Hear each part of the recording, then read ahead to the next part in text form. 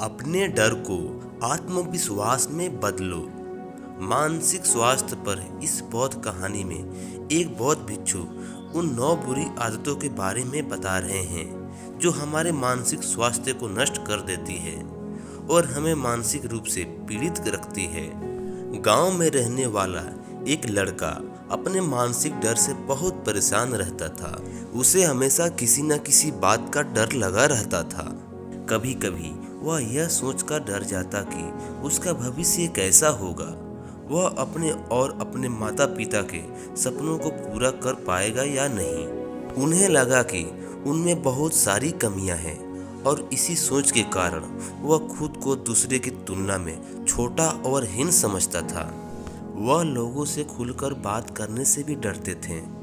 जब वह लोगों के साथ बैठता है या बातचीत करता है तो उसे लगता है कि लोगों का ध्यान सिर्फ उसके कमियों पर है। इसलिए कई लोगों के सामने उन्हें असहजता और घबराहट महसूस होती थी। उसे इस बात से भी ईर्ष्या होती थी कि उसके आसपास के लोग उससे कैसे आगे निकल रहे हैं, और साथ ही उसे यह भी डर रहता है कि कहीं उसके दोस्त या उसके आसपास के लोग उससे आगे ना निकल जाएं, और अगर ऐसा हुआ तो वह उनके सामने छोटा और कमज़ोर साबित होगा। और कमज़ोर साबित होने के डर से उन्हें ऐसी कोई भी जानकारी या मौका जानते हुए भी अपने दोस्तों और सहकर्मियों के साथ शेयर नहीं किया, जिसमें ऐसा लगता था कि सामने वाला व्यक्ति उस जानकारी या मौके का फ़ायदा उठाकर उससे आगे निकल जाएगा। वह काफ़ी डरा हुआ और मानसिक रूप से कमज़ोर हो गया। वह दूसरे लोगों को असफल होते देखकर खुश होता था। वह अक्सर अपने काम और प्रगति की तुलना के लोगों से करता था, और उसने मन में अपने से ज़्यादा सफल व्यक्ति के प्रति ईर्ष्या और ईर्ष्या ही भावना उत्पन्न होने लगती थी। और अपने से कम सफल व्यक्ति को देखकर उसे खुशी होती है।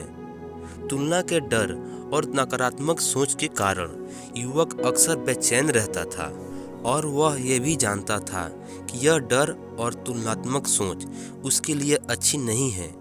यह उससे पीछे हट रहा है, लेकिन बहुत कोशिश करने के बाद भी वह मानसिक डर और नारकीय सोच की इस आदत को नहीं छोड़ पा रहा था। और समय के साथ उसका डर और भी बढ़ता जा रहा था, जिसके कारण वह अधिक चिंतित और तनावग्रस्त हो गया, लेकिन कुछ नहीं कर सका। तभी अचानक एक दिन उसे एक बुद्ध भिक्षुक के बारे में पता चला, जो अपने पड़ोसी गांव में बने बौद्ध मठ में रहता था। वह बौद्ध भिक्षु एक ध्यान मग्न व्यक्ति था और उसके कई शिष्य भी थे। वह अपनी बुद्धि के ज्ञान के आधार पर लोगों की बड़ी सी बड़ी समस्याओं को हल करने के लिए पूरे क्षेत्र में प्रसिद्ध था। बौद्ध भिक्षु के बारे में जानकारी मिलते ही वह युवक बौद्ध भिक्षु के पास पहुंच गया। अगले दिन उन्हें प्रणाम करके उदास चेहरा लेकर उनके सामने बैठ जाता है। पहले तो बौद्ध भिक्षु ने उसके चेहरे को बहुत ध्यान से देखा और फिर बड़े ही शांत और मधुर स्वर में उसके आने का कारण पूछा। नवयुवक बालक बड़े दुखी मन से अपनी कहानी सुनाने लगा और बोला, मुनिवर, मैं अक्सर डरा हुआ और बेचैन रहता हूँ। मैं अक्सर अपने भविष्य और काम को लेकर चिंतित और डरा हुआ रहता हूँ। मुझे हमेशा दूसरों से पीछे रहने और कमज़ोर साबित होने का डर रहता है।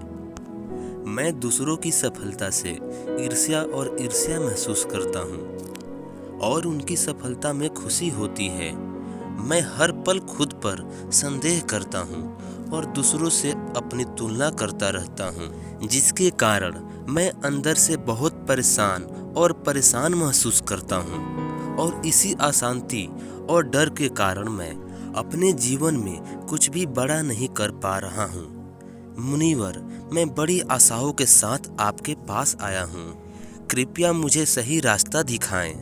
बौद्ध भिक्षु ने युवा लड़के की बात ध्यान से सुनी और फिर शांत और गंभीर स्वर में कहने लगे, ये सभी भय और लक्षण केवल उसी व्यक्ति में पाए जाते हैं जिसमें आत्मविश्वास की कमी होती है, जिसे खुद पर भरोसा नहीं होता है और जो खुद के साथ सहज नहीं होता है, क्योंकि जिस व्यक्ति को खुद पर भरोसा होता है और वह खुद से जुड़ा है, वह कभी किसी और की सफलता से दुखित नहीं होगा, ना ही किसी की असफलता होने पर वह खुश होगा। एक आत्मविश्वासी व्यक्ति पीछे छूट जाने के डर में नहीं रहता या आप उनकी नज़रों में कमज़ोर साबित होंगे, क्योंकि वह योग्यता और कड़ी मेहनत में विश्वास करते हैं। इसलिए वह परिणामों के बारे में ज़्यादा चिंता किए बिना हर स्थिति में अपना सर्वश्रेष्ठ देने की कोशिश करते हैं। इसलिए आज मैं आपको 9 ऐसी आदतों के बारे में बताऊंगा जो उनमें पाई जाती हैं।